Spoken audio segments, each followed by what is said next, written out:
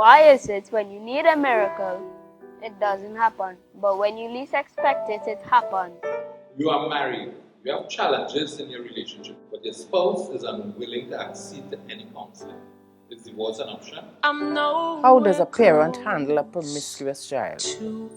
What are considered the do's and don'ts of a born again couple who is not yet married? There are always more questions than answers. So here is Apostle Jemma. Grace and peace to you one more time. Welcome to Ask Pastor Jemma. If you're a first timer, my name is Jemma Duncan. I'm married to Apostle Vivian Duncan, and together we pastor Divine Destiny Worship Center. The headquarters is located in Diego Martin, on the Diego Martin Main Road, opposite Sardonyx Drive in Trinidad. We have branches in Sangre Grande, Faizabad, Shoguanas. There's a branch in Tobago and one on the island of Antigua. The office hours in Divine Destiny are from Monday to Thursday from 10 a.m. to 3 p.m. The business center is opened from Monday to Friday from 9 a.m. to 3 p.m. Or Sunday service is 9 a.m. every Sunday, live and online in every branch. There are two things that we want to share with you. A new Mindskin Leadership Superpowers, both from Amazon and Audible, and you will hear a little more about it. And then to let you know that the Marriage Confessional with Dion and Leah Duncan have resumed on TTT. On Sunday morning 9 a.m., Sunday evening 6:30, and on Tuesdays at 5 p.m. Today, I'm going to field some questions. These two questions that I will deal with today were asked by a teenage young man. The first question, he asked, should I pay for the first date?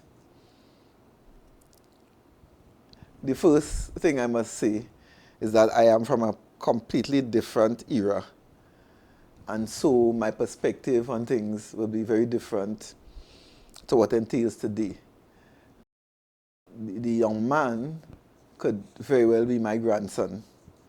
And so he's that age.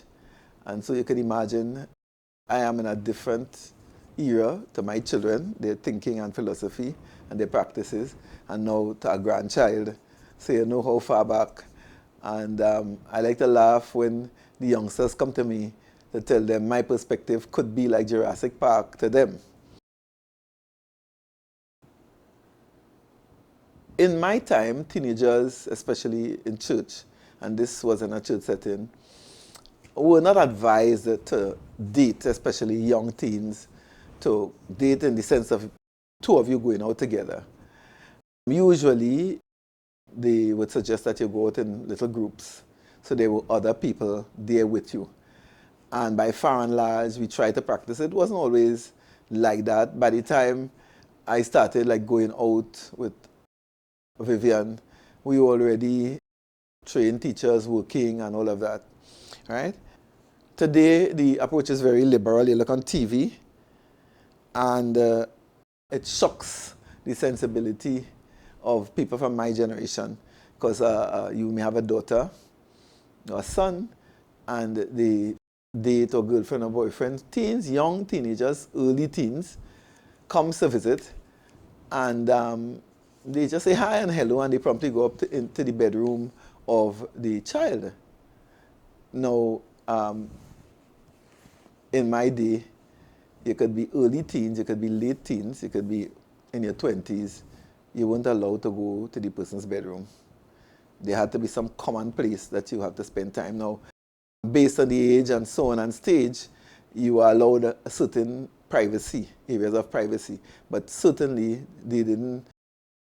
you were not allowed to go there. But now you have 12-year-olds and 13-year-olds and the boyfriend or girlfriend up in the room, and the parents are downstairs while they,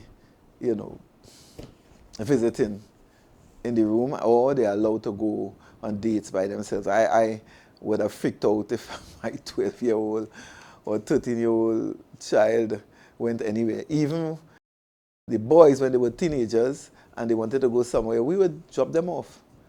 And Vivian and I would occupy ourselves and come back to pick them up at a certain time. Because you're talking about sometimes 11 o'clock, 12 o'clock. There are certain events that they say, Mommy, come out 1 because they having some school, having some whatever they having graduation or whatever event. And we will just occupy ourselves, go around the savannah, buy corn, buy coconut water, do all kind of things, spend time. And around the time, we would park where there are people and, and so on. And then around that, when the time that they said to pick them up, we will go outside. And many times, we would go and not even say anything, but we will just wait. And sometimes just ring to say, we downstairs, you could come, whenever you wish, and so on. So, in my time, if a male invited me out, he was expected to pay. If we went out in a group session, I mean, we know that we have interest in each other, that's agreed. But it's a group session and we went out and we go to an eating place, then perhaps the expectation is that I would pay for my whatever I had. Except that person must say to you, in that setting, I will pay for your meal. If that person didn't say that in a group setting, then the individual is expected to pay their own way. Right? Here, this young gentleman is talking about a first date, and if he initiated the first date, well, then you have to pay. Even if the girl initiates a first date and you want to impress her, if it's important to you, if you want to impress her, you would probably say, well, and I will take the bill, and wait until the bill comes, because sometimes if you tell the person prematurely, you'll pay in advance, then you might find yourself in a little trouble, because people, when they feel they will pay, are a little reserved in what they buy. I remember we had some event, and my son had invited some friends to the event. We all went for lunch, and everybody who went, it was a good-sized company, expected to pay their own way. Obviously, they were very reserved in what they ordered. And while we were seated, he asked to be excused, and he went to the cashier to say that he will pay for every order. So he actually went and paid without saying anything, right? And he told the cashier to surprise everybody and bring each person had a receipt saying 00. And everybody the eyes was popping. I was with him, and the only person he had said, well, I will pay for Mommy. And the eyes were popping. How you mean 0? They called the waiter. And he said, well, your guest, this is your host. And he paid all the bills. I am sure that if he had indicated that he was going to pay in advance, the bill would have been a lot larger. So perhaps you should keep it a little quiet, and when the bill comes, then it is when you would say. So, what did we say? If you initiated the date, you expected to pay. Even when you initiate a date, you're a teenager, you're not working anywhere, do not try to impress the person by hanging your hat where your hand cannot reach. If you are expected to foot the bill, then it must be reasonable. What you need to do is check out the place that you intend to go, look at the food prices, and ensure that it's a place that you can afford to go and afford to pay. So you probably should call up the place and see what an average meal, what will it cost if I buy this, that, and the other. And of course, you're going to look for a place that is reasonable. You want it to be tasteful and so on, very reasonable, right?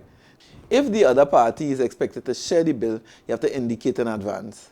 So if we're talking about going out, let's go somewhere Friday, and you intend for me to share the bill, you have to tell me, well, the person knows you ain't working anywhere. And chances are, if it's a fellow teenager, she doesn't work anywhere. And you would say to her, we are expected to share the bill. Tell me, because in my mind, I might think that you will pay the bill and put me in a kind of ticklish position. Although, if you're a smart young lady, you will always walk with money. You could never tell what will happen. Now, if you as a young lady initiate it, let's say the boy's birthday or some special event, or you just, the person achieved something, and you decide that you're going to take that person out to celebrate that achievement, then the young lady is expected to pay. You don't initiate the date and sit back and expect the person to pay. The truth is, even although we married, we're going on our 50th year in a couple of months, if I take out Vivian, if it's my idea and I initiate it, I pay. You know? If it's somewhere, he will say, well, let's go somewhere. Well, he will pay. But if I particularly say, I'm taking you out, I can't take him out and expect him to pay. Well, he would pay if push comes to shove. And he would make a joke and say, I have a rich wife, and carry on like that and so on and so forth. And would laugh at me and say, if I only know he was going to pay the bill, I would have buy lobster or something. And I'll tell him, that's why I didn't tell you in advance. So those are the scenarios that will play out. I had a little experience that I would tell you that was very embarrassing. This gentleman, we were young, took us out. Well, took me, we both went out.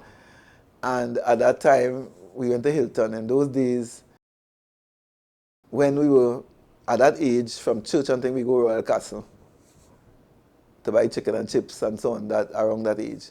And this ambitious young man decided he wanted to take me Hilton. When we went to Hilton and he looked at the menu, there was nothing on the menu that he could afford except the dessert. And you could see he almost died. And the waiter kind of gauging what was happening, and he said, I'll give you a little time. And I said to him, it's okay. We could just order dessert. We can't afford, anything on it. And we had dessert in Hilton that cost you an arm and a leg. You could have paid 1/10 somewhere else for that same dessert. And we went around the savannah and bought some little thing with the little money that he could have afforded, sat on a bench, and it turned out okay.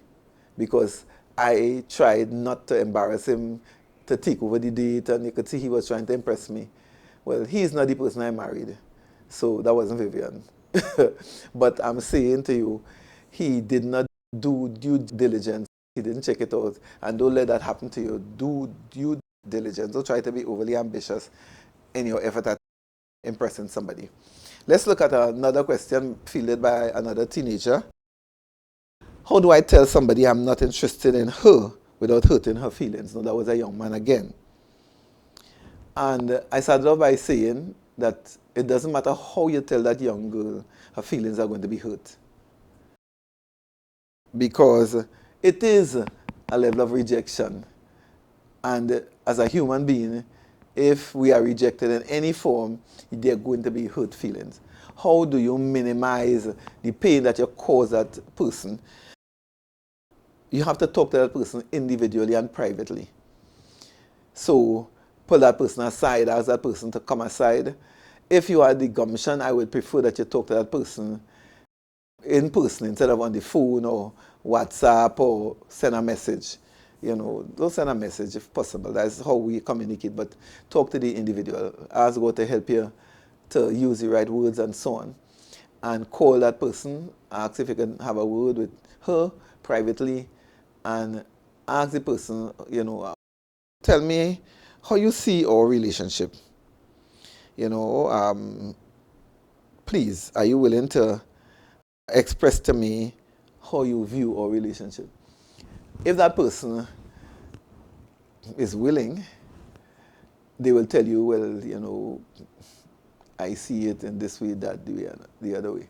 If what they say to you is different, then you're going to have to say how you feel. Now, if somebody calls you, if you viewing me as a youngster, and start with that preamble, be very careful what you say. I would say, well, I see us as being friends. Hopefully we could become friends. I don't know where this friendship will go, but I see us at the moment as being friends. That's a nice, safe place to be, right? And then with the little addendum saying, well, I don't know where the relationship will go, you leave a little door open in the event that there is any place that relationship could go. As I said, if the person differs in terms of how they feel, then you're going to have to gently break to that individual, well, that's not how I feel. Because you may see that person as a friend, and that person may see it as they're already planning wedding and so on. And if I get the time, I'll talk to some of you young ladies and older ladies too, who see so much into things that are not there. Many times, especially in a church setting, their concert will be coming, some big singer coming down, and this brother wants to go to the concert. He doesn't want to go alone, and so he might invite you to go. It's not a marriage proposal. And sometimes we make much ado about nothing. He didn't say that. And there are some people who come to me and would say that this person likes me, and I said, did he tell you that? And no. I said, well, how do you know? He looks at me this way, or he talks to me often, or so. Well, until that person says to you, I like you in this special way, and I would love to have a relationship with you, consider it a no. Don't presume anything. The person may just be kind. Sometimes a brother may offer you a lift home after church, simply because you're going in the same direction. It doesn't mean that he wants a personal relationship with you. You know, because driving in the car, he talks about the service, he talks about how good the preaching was, he talks in all kind of general manner. He never is personal in his discussion with you. He doesn't talk about you. He doesn't talk about feelings. Could it be that he is a little reserved and he doesn't know how to come out? Perhaps. But give him time. Don't presume on what he is going to say to you because he is kind to you. I've known of people who been offered a lift and object to other people coming in the car. The time came when the person invited somebody else going in that same direction, and the person made a federal issue, was confrontational with the individual. He invited somebody else. The car is not yours. And the fact that he invited somebody else simply means he doesn't mind having company other than you. And that should tell you something. Take your lift and be happy that you don't have to go out and wait for public transportation. So, coming back to the question, how you tell the person.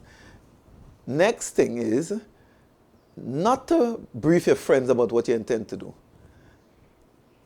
Don't tell anybody, because it might come back to the ears of the individual that other people knew that you were going to have this discussion with her. Don't tell anybody.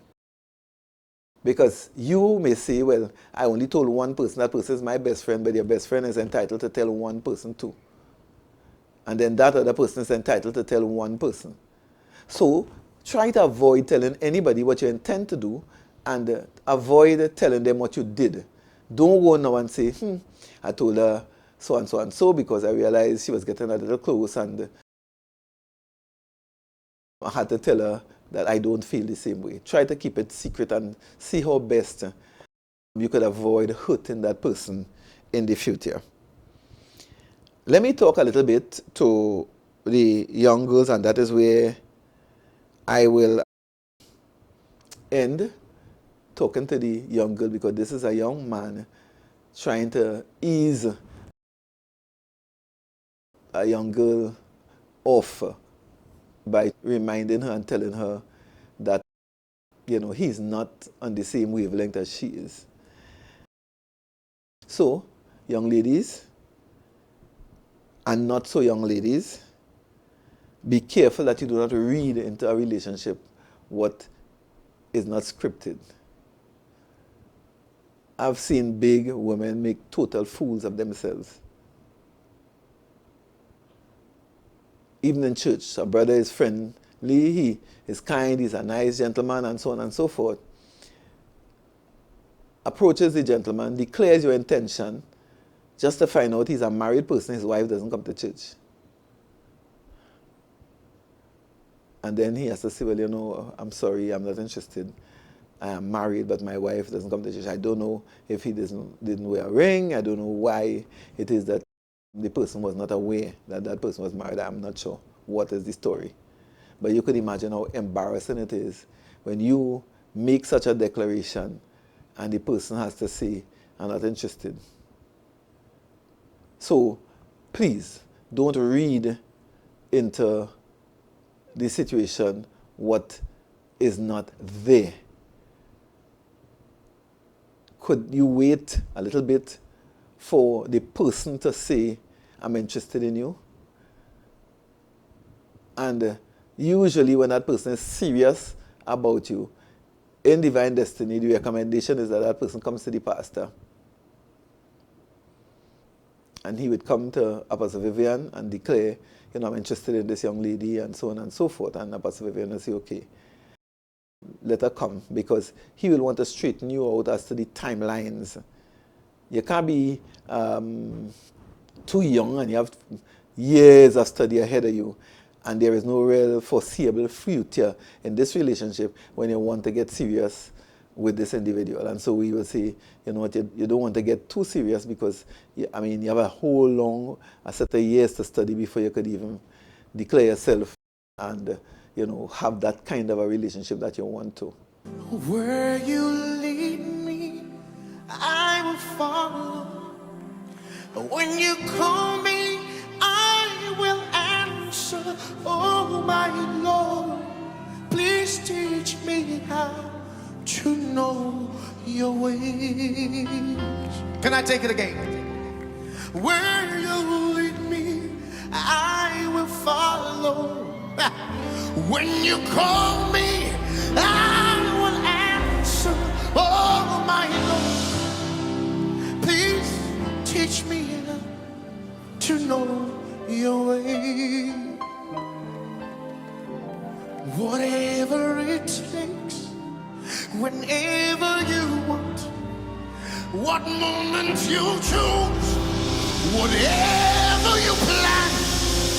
Oh my Lord, let your will be done in me. So be my guide and be my light. Be my way, be my will. Oh my Lord, please lay up. Let me take it again. So be my... Who is a leader? And what does leadership look like? Are leaders born? Or are they made? After 3 years and thousands of hours of research, author Donald Duncan returns with his brand new book, A New Mind-Skin Leadership Superpowers, 100 governance proverbs for the marketplace. While each leader's journey is unique, there are some common principles which govern all leadership: good character, team building, change and crisis management, strategic thinking, upskilling yourself, emotional intelligence, communication, leading leaders, self-improvement, and doing the work. These form the 10 sections of the book, which each contain 10 chapters, followed by 3 superpower activation questions which help you immediately apply these principles to your own life. A New Mind-Skin Leadership Superpowers will be available in paperback, hardcover, ebook, and audiobook formats at Amazon.com, Audible, and all major online booksellers. Visit Amazon.com to order your copy today.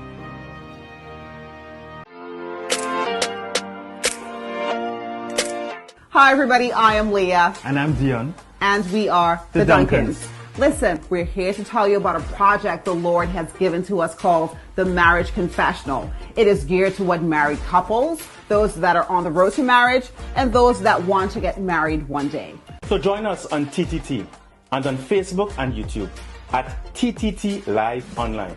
The Marriage Confessional, only on TTT.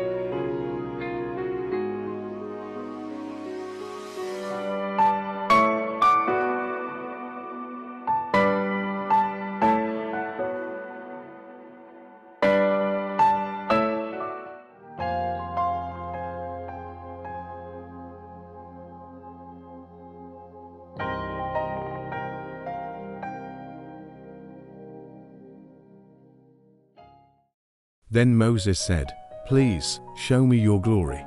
Exodus chapter 33 verse 18 in the Amplified Bible. In the spring of 2022, after 2 years of the COVID-19 pandemic, God said that it was time for His church to begin preparing for the next Great Awakening. He said that what was coming next was a manifestation of His glory on a level that our generation had never seen before. While we have no quantitative means to prove the full extent of this, we believe that many Christians across the globe have also been looking forward to this unprecedented outpouring of the Holy Spirit. Some call it revival fire, while others call it a sovereign move of God. Some call it a shift in the Spirit, or any other number of titles. Nevertheless, we're all in some way or another referring to the same thing. God's presence will be manifested on the earth in such a remarkable fashion that it will forever change the trajectory of the Church of Jesus Christ first, and then the world. This book, Knowledge of the Glory, Preparing for the Next Great Awakening by author Duncan, is a prophetic message from God to help His church prepare for it. Available in paperback, hardcover, and e-book formats. Pick up your copy today at Amazon.com or any major online bookseller.